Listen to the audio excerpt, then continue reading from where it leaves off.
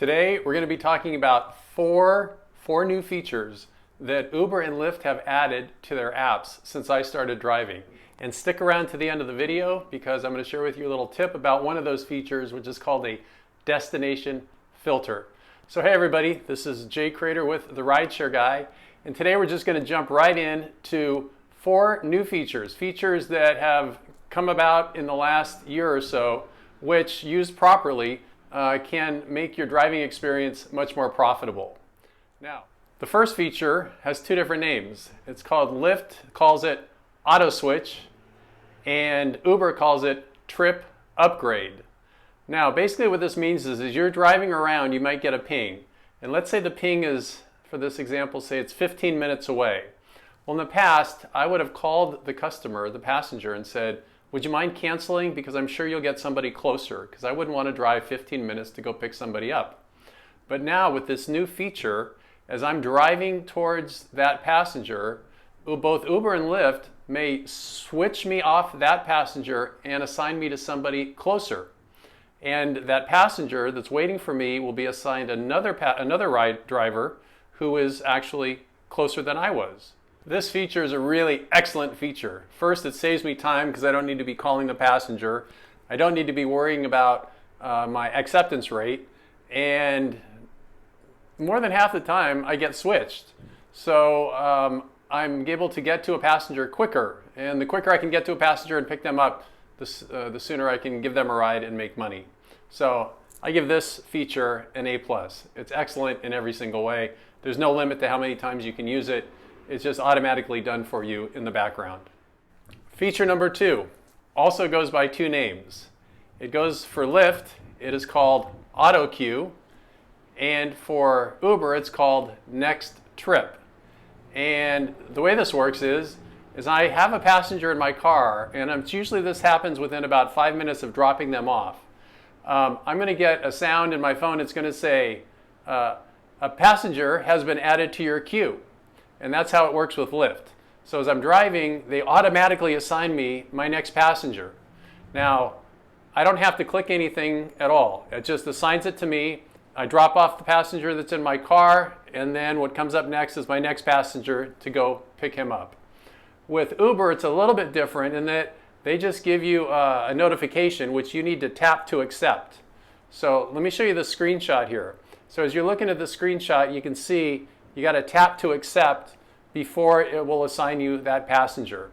So you want to pay attention if you're driving for Uber as you're getting close to your destination, because this could happen, and if you're talking, which has happened to me a few times, you may miss it. Now this is a good, actually really good point here with the app called Maestro, because if you had Maestro, it would automatically accept for you. All right, so that's something to think about there with Uber. Now, this feature I think is also an excellent feature because again, it saves time, right? We don't have to drop somebody off and then wait for another ride. I love this feature very much, especially on Saturdays where I'm just driving around and it just keeps auto-assigning me, auto-assigning me, auto-assigning me. One little detail with Lyft, if they auto-assign you a passenger and you decide you don't want it and you cancel on that passenger, it will not go against your acceptance rate. So that's important to know. Feel free to cancel if you don't want to take that passenger. It will not impact your acceptance rate. The third feature is called Last Ride. Last Ride. And what this allows you to do, say at the end of your shift, you want the ride you're currently on to be your last ride.